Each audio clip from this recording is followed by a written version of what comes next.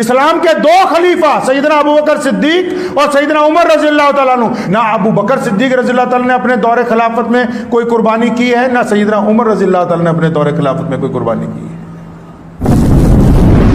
اللہ اکبر۔ قربانی کا فلسفہ کیا ہے؟ سونے رسول صلی اللہ علیہ وسلم نے ہمیں سکھایا کہ میرے دادا ابراہیم نے قربانی کی، ہم بھی اس لیے قربانی کرتے ہیں۔ کیوں؟ ہمارے اندر قربانی کا جذبہ قائم رہے۔ قربانی کس بات کی؟ اپنے رب کے حکم پر چلنے کی۔ رب نے ہی تو کہا ہے کہ تم جھوٹ بولنا چھوڑ دو، رب نے ہی تو کہا کہ تم دوسرے کی ماں بہنوں بیٹیوں کی طرف غلط نگاہ سے نہ دیکھو، رب نے ہی تو کہا کہ سود نہ کھاؤ، رب نے ہی تو کہا کہ تم بے ایمانی نہ کرو، رب نے ہی تو کہا کہ تم پڑوسیوں کی مدد کے لیے ہاتھ بڑھاؤ، رب نے ہی تو کہا کہ تم ماں باپ کی اطاعت کرو۔ اللہ تعالیٰ کا حکم ہے کہ ابراہیم کے فلسفے پر چلنا ہے، ملت ابراہیم کو۔ علامہ اقبال نے کہا تھا نا، یہ فیضان کرم ہے، یہ مکتب کی کرامت ہے، سکھائے کس نے اسماعیل کو آداب فرزندی۔ آج کی جو قربانی ہے وہ ہم سے کیا مانگتی؟ اسلام نے قربانی ان لوگوں کے اوپر فرض کی ہے، جانور ان لوگوں پہ ذبح کرنا فرض کیا کہ جو مالدار ہیں، جو زکوٰۃ دیتے ہیں۔ اسلام کے دو خلیفہ سیدنا ابو بکر صدیق اور سیدنا عمر رضی اللہ تعالیٰ عنہ جب خلافت کی مسند پر بیٹھے، اتنی غربت تھی کہ کپڑوں پر پیبند لگے ہوئے تھے۔ نہ ابو بکر صدیق رضی اللہ تعالیٰ نے اپنے دور خلافت میں کوئی قربانی کی ہے، نہ سیدنا عمر رضی اللہ تعالیٰ نے اپنے دور خلافت میں کوئی قربانی کی ہے۔ پتہ ہے آپ کو؟ کیونکہ رواج نہ پڑ جائے، غریب آدمی سوچے کہ میں کیسے کروں گا۔ ان کو حکم دیا جو روز گوشت کھاتے ہیں، ان کو حکم دیا جو زکوٰۃ دیتے ہیں، جن کو اللہ نے دولت مند بنایا ہے۔ اور باقیوں کا کیا حکم ہے؟ باقیوں کو حکم ہے کہ اس قربانی کے فلسفے پر چلنا ہے۔ رسول اللہ کا حکم ہے کہ ہم نے ابراہیم علیہ السلام کے فلسفے کو زندہ رکھنا ہے۔ یہ بھی کہہ سکتے تھے کہ یہ میری سنت ہے، لیکن فرمایا نہیں، یہ میرے دادا ابراہیم علیہ السلام کی سنت ہے۔ پتہ لگا محمد رسول اللہ چاہتے کہ ابراہیم علیہ السلام کا فلسفہ زندہ رہے۔ اس ملک کی جنگ آزادی کو دیکھیں، 150 سال مسلمانوں نے انگریز کے خلاف قربانیاں دی ہیں۔ ہماری ان قربانیوں کا فلسفہ عید الاضحیٰ کے ساتھ جڑا ہوا ہے، بقرہ عید کے ساتھ جڑا ہے۔ ہمیں ہمارے دین نے سبق دیا ہے کہ تم نے اللہ کے راستے کے اندر قربانی دے دی۔ ہم جب اپنے ماں باپ کا احترام کرتے ہیں، ان کا کہنا مانتے ہیں، وہ بقرہ عید کا فلسفہ ہے۔ ہماری بیوی جب کسی نیک کام میں ہمارا ساتھ دیتی ہے، وہ حضرت ہاجرہ اور ابراہیم علیہ السلام کا وہ فلسفہ ہے جس کو حضور صلی اللہ علیہ وسلم نے ادا کرنے کا حکم دیا ہے۔ ہمارے بچے جب ماں باپ کا حکم مان کے کہتے ہیں کہ ہم اللہ کے راستے میں جائیں گے، ہم قربان ہونے کے لیے تیار ہیں، ہم محنت کرنے کے لیے تیار ہیں، ہم اپنی انا چھوڑنے کے لیے تیار ہیں، ہم اپنا تکبر چھوڑنے کے لیے تیار ہیں، یہ فلسفہ ہے حضرت اسماعیل علیہ السلام کا۔ اللہ نے خود نہیں کہا کہ تمہارا جانوروں کا گوشت اور خون ہمارے تک نہیں پہنچتا۔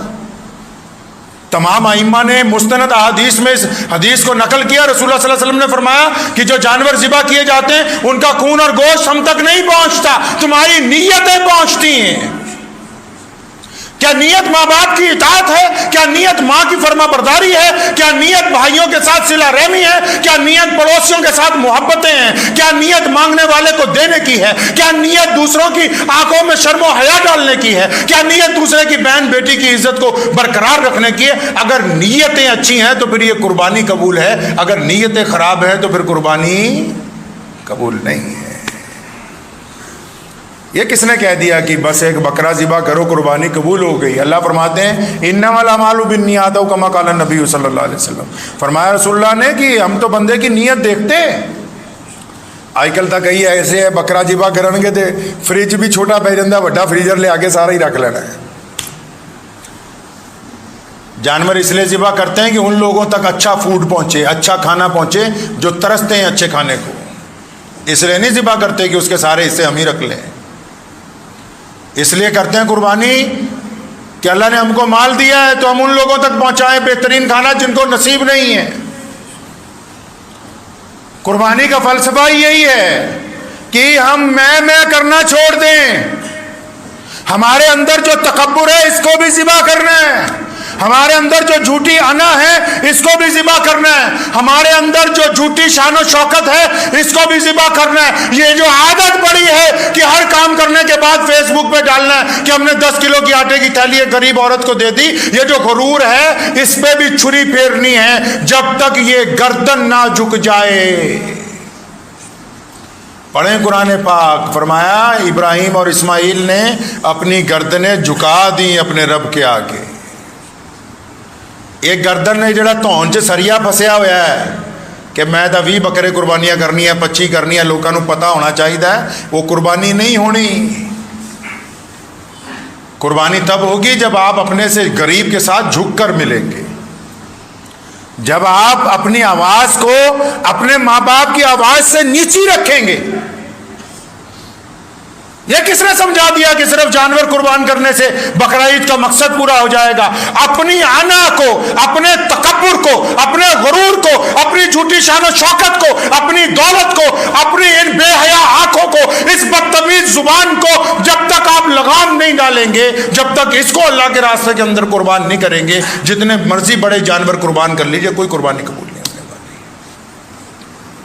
اکثر میں کہا کرتا ہوں اپنے دوستوں کو کہ لوگ کہتے ہیں نماز کے لیے وضو ضروری ہے، نماز کے لیے وضو ضروری ہے، اور نماز کے لیے قبلے کی طرف منہ ہونا ضروری ہے، کہتے ہیں نماز کے لیے امام بھی بہت ضروری ہے۔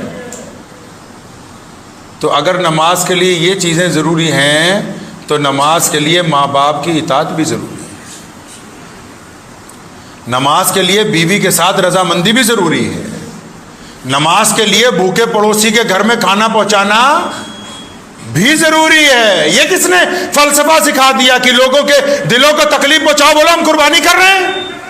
یہ زبان قربان نہیں ہوتی جو چپ ہو جائے دوسروں کے دل کو تکلیف پہنچانے سے۔ کون سی قربانی ہے؟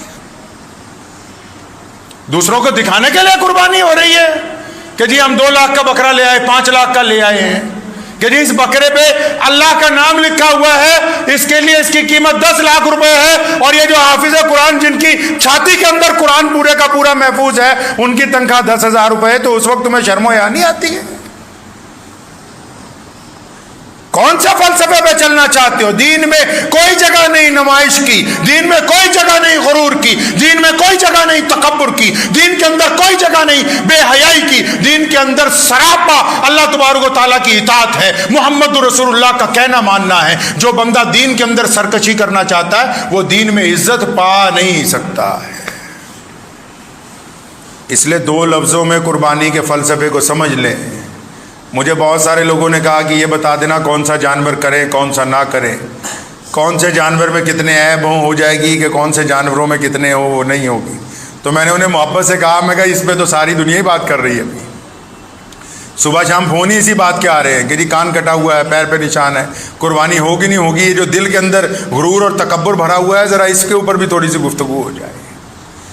جانور کا تو فلسفہ سیدھا سا ہے، جو آپ کے دل کو بھا جائے، آپ کا دل کہے کہ یہ اعلیٰ چیز ہے تو وہ بہتر ہے، جائز ہے۔ جب آپ کا دل نہیں مانتا تو بس جائز نہیں، وہ تو 2 لفظ معاملہ ہے۔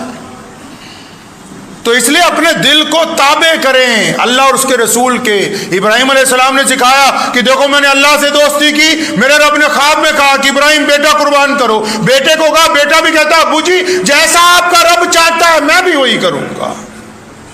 بیوی کو شیطان نے جا کے کہا تیرے بیٹے کو قربان کر دے گا جو ایک ہی اولاد ہے اور سالوں کے بعد ملی ہے، کہنے خبردار میرا رب اگر یہ چاہتا ہے تو پھر میں اپنے خامد کے ساتھ ہوں۔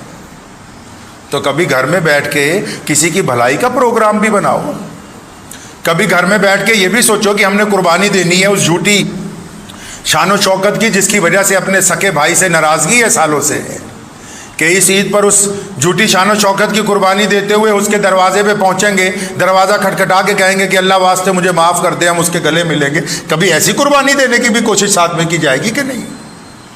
کبھی گھر میں بیوی اور بچے بیٹھ کے یہ بھی تو ارادہ کریں کہ فلاں رشتہ دار بہت زیادہ غریب ہے، اللہ نے ہمیں بہت کچھ دیا ہے، کیا اس کو ایک وقت میں اتنی دولت نہ دے دیں کہ یہ سٹینڈ ہو جائے، اس کا کاروبار چل پڑے؟ کیا گھر میں بیٹھ کے کبھی کیسا ارادہ نہیں ہوگا کہ میرا پڑوسی بڑا پریشان حال ہے، اس کے گھر دکھوں سے بھرا ہوا ہے، اور اللہ نے ہمیں بڑی رحمتوں سے نوازا ہے کہ ہم اپنے پڑوسی کی مدد کے لیے ہاتھ نہیں بڑھائیں گے؟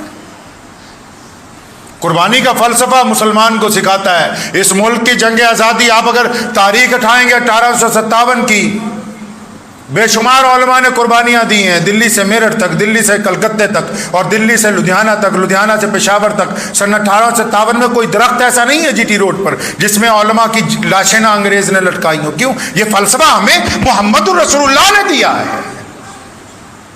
یہ فلسفہ ہمیں ہمارے دین نے دیا ہے کہ ہم قربانی دیں گے، اپنی انا کی بھی دیں گے، اپنے ملک کے لیے بھی قربانی دیں گے، اپنے سماج کے لیے بھی دیں گے، اپنے بھائیوں کے لیے بھی دیں گے، اپنے پڑوسیوں کے لیے بھی دیں گے. یہ جذبہ تبھی تو ہے، یہ محمد رسول اللہ نے یہ اتنی بڑی عید قربان بنائی اسی لیے. یہ اللہ تعالیٰ نے جو اتنا خوبصورت واقعہ بنایا اپنے دوست کے ساتھ، کیوں بنایا؟ دوست کی عزتیں اس لیے بنائیں تاکہ ہم دوست کی پیروی کر کے عزتیں کما لیں. محمد رسول اللہ کے تمام کام اس لیے ہیں تاکہ ہم ان کے پیچھے چل کے عزتیں کما لیں. تو دعا بھی کیجئے، وقت بھی ہو گیا انشاءاللہ تعالی. تو اس عید پر کریں گے قربانی انشاءاللہ. جو صاحب نصاب ہیں وہ جانور کی قربانی کے ساتھ، اور جو صاحب نصاب نہیں ہے وہ اس عید پر عہد کریں کہ یا اللہ اس بار جب عید کی صبح کو ہم اٹھیں گے تو اپنی جھوٹی انا کو قربان کرتے ہوئے اپنے سے ناراض لوگوں کے گلے ملیں گے. ہم اپنی جھوٹی شان و شوکت کو ایک طرف رکھتے ہوئے اپنے غریب پڑوسی کے ساتھ ایک دن عید کا منائیں گے. اپنی جھوٹی شان و شوکت کو ایک طرف رکھتے ہوئے اپنے غریب رشتہ دار کے گھر پہ جا کے بیٹھ کے کھانا کھائیں گے.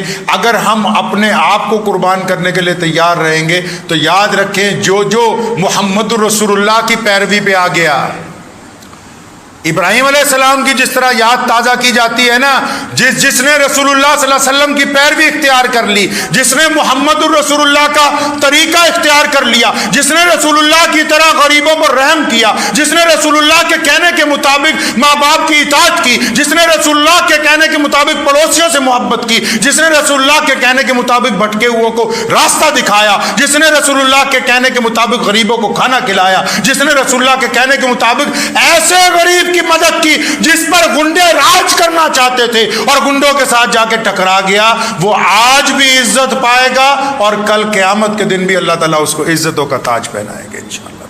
مجھے امید ہے کہ آپ کو یہ ویڈیو پسند آئی ہوگی. اگر پسند آئی ہو تو یہ آپ اپنے دوستوں کے ساتھ شیئر کریں اور اس چینل کو سبسکرائب ضرور کریں.